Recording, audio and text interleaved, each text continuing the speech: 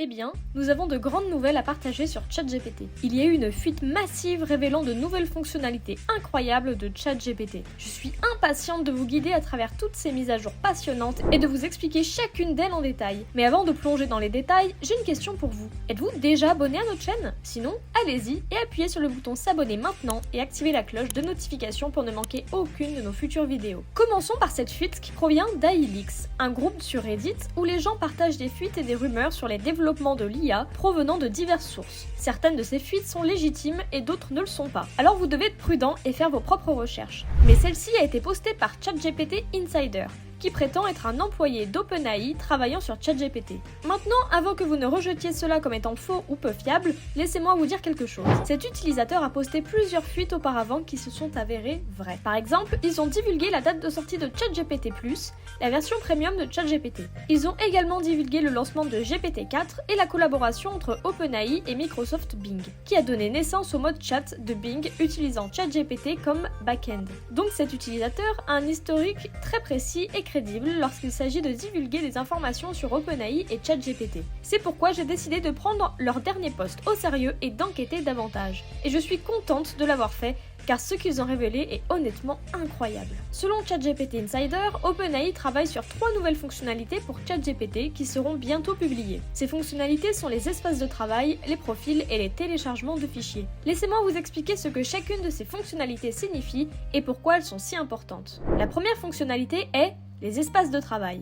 C'est une fonctionnalité qui permet aux utilisateurs de créer leur propre environnement virtuel où ils peuvent interagir avec ChatGPT de différentes manières. Par exemple, vous pouvez créer un espace de travail pour apprendre une nouvelle langue où ChatGPT agira comme votre tuteur et vous enseignera le vocabulaire, la grammaire, la prononciation, etc.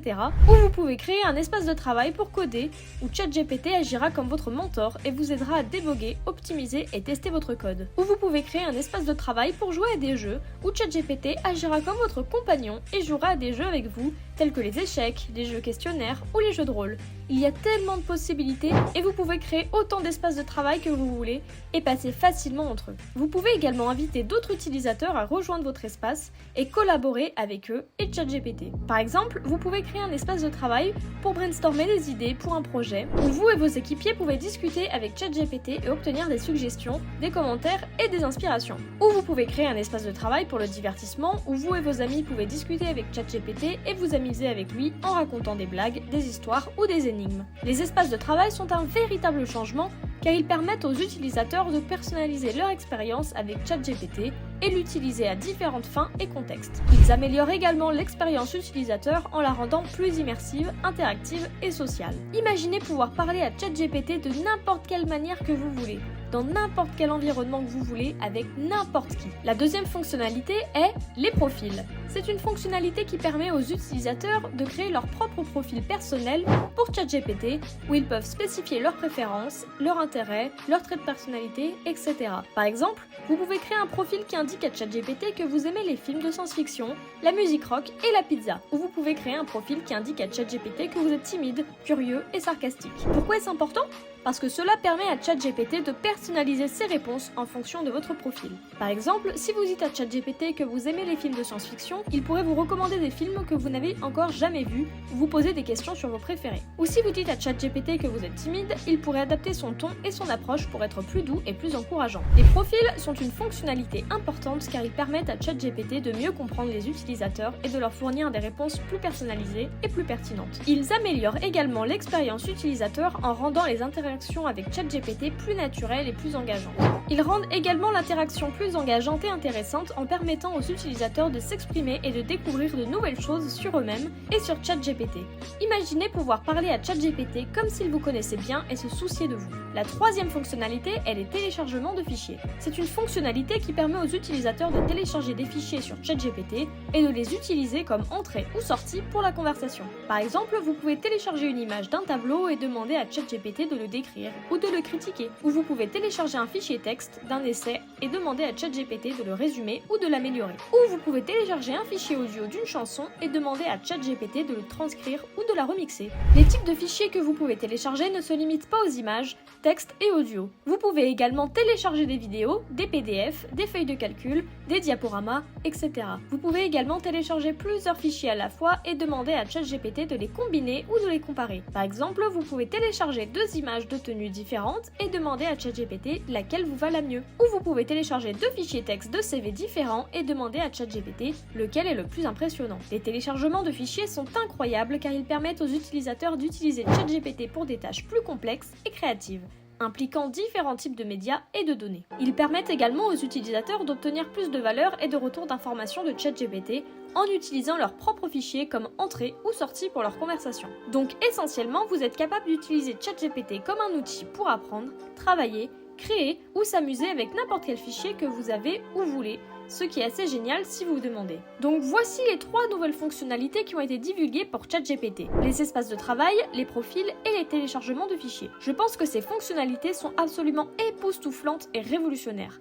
Elles vont amener ChatGPT au niveau supérieur de la technologie des chatbots IA et le rendre plus puissant, polyvalent et agréable plus que jamais. Mais attendez, il y a une autre information que ChatGPT Insider a partagée dans son post que je pense être très importante et excitante. Ils ont dit qu'OpenAI prévoit de lancer bientôt une variante commerciale de ChatGPT. Cela signifie qu'ils offriront une version de ChatGPT adaptée aux applications commerciales. Qu'est-ce que cela signifie? Eh bien cela signifie que les entreprises pourront utiliser ChatGPT comme plateforme pour construire leur propre chatbot IA pour diverses fins et domaines. Par exemple, les entreprises pourront utiliser ChatGPT pour créer des chatbots pour le service clientèle, les ventes, le marketing, l'éducation, les soins de santé, le divertissement, etc. Le plus important est que les entreprises peuvent maintenant utiliser les nouvelles fonctionnalités de ChatGPT pour leur propre chatbot. Voici comment. Avec la fonctionnalité des espaces de travail, un bot d'une entreprise de voyage peut aider les clients à planifier des voyages. Chaque destination a son propre espace de travail avec des informations et des services de réservation. Un bot d'une entreprise d'éducation pourrait de même